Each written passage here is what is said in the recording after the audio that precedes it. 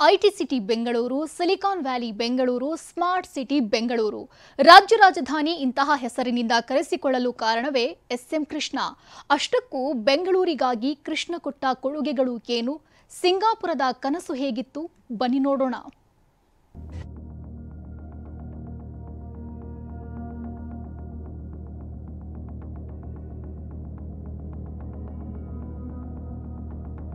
ಆಧುನಿಕ ಬೆಂಗಳೂರಿನ ಹರಿಕಾರ ಎಸ್ಎಂಕೆ 25 ವರ್ಷಗಳ ಹಿಂದೆಯೇ ಬ್ರ್ಯಾಂಡ್ ಬೆಂಗಳೂರು ಕಲ್ಪನೆ.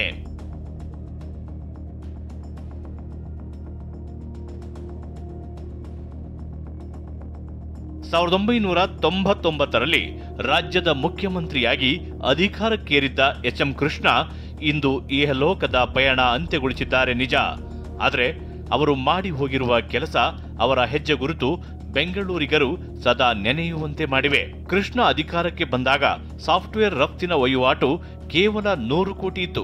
ಆದರೆ ಜಗತ್ತಿನ ದಿಗ್ಗಜ ಕಂಪನಿಗಳನ್ನೆಲ್ಲ ಬೆಂಗಳೂರಿಗೆ ಕರೆತಂದ ಕೃಷ್ಣ ತಾವು ಅಧಿಕಾರದಿಂದ ಕೆಳಗಿಳಿಯೋ ಹೊತ್ತಿಗೆ ಐಟಿ ಉದ್ಯಮದಿಂದಲೇ 20,000 ಕೋಟಿ ವಹಿವಾಟು ಆಗುವಂತೆ ನೋಡಿಕೊಂಡಿದ್ರು. ಅಷ್ಟಕ್ಕೂ ಬೆಂಗಳೂರಿಗೆ ಎಸ್ಎಂಕೆ ಕೊಟ್ಟ ಕೊಡುಗೆಗಳೇನು ಅನ್ನೋದನ್ನ ನೋಡಿದ್ರೆ, 25 ವರ್ಷಗಳ ಹಿಂದೆ ಬೆಂಗಳೂರು ಸಿಂಗಪುರ ಮಾಡುವ ಕನಸು ಕಂಡಿದ್ದ ಎಸ್ಎಂ ಕೃಷ್ಣ ಕೈಕಟ್ಟಿ ಕೂರಲಿಲ್ಲ. ಆ ಕನಸು ಸಾಕಾರಕ್ಕಾಗಿ ಸಾವಿರಾರು ಐಟಿ ಕಂಪನಿಗಳನ್ನ ಬೆಂಗಳೂರಿಗೆ ಕರೆತಂದಿದ್ರು.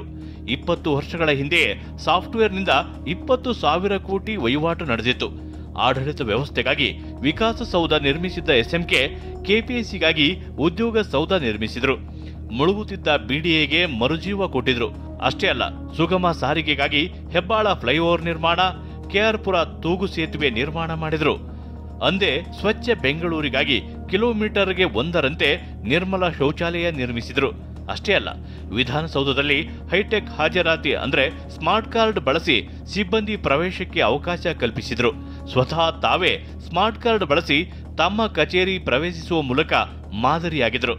ಮೆಟ್ರೋ ಯೋಜನೆಗಾಗಿ ಮುನ್ನುಡಿ ಬರೆದ ಕೃಷ್ಣ ಅಂತಾರಾಷ್ಟ್ರೀಯ ವಿಮಾನ ನಿಲ್ದಾಣ, ಪೀಣ್ಯ ಕೈಗಾರಿಕಾ ಪ್ರದೇಶ ಸ್ಥಾಪನೆಯನ್ನು ಮಾಡಿದರು.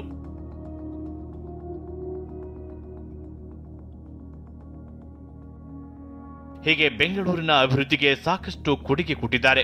ಎಸ್ಎಂ ಕೃಷ್ಣ ಅವರ ಬೆಂಗಳೂರಿನ ಕೊಡುಗೆಗಳ ಬಗ್ಗೆ ನಿನ್ನೆ ವಿಧಾನಸೌಧದಲ್ಲಿ ಮಾತನಾಡಿದ್ದ ವಿಪಕ್ಷ ನಾಯಕ ಆರ್ ಅಶೋಕ್, ಎಸ್ಎಂ ಕೃಷ್ಣ ಅವರಿಗೆ ಮರಣೋತ್ತರವಾಗಿ ಕರ್ನಾಟಕ ರತ್ನ ಪ್ರಶಸ್ತಿ ಕೊಡಬೇಕು ಅಂತ ಸರ್ಕಾರವನ್ನ ಆಗ್ರಹಿಸಿದ್ದಾರೆ.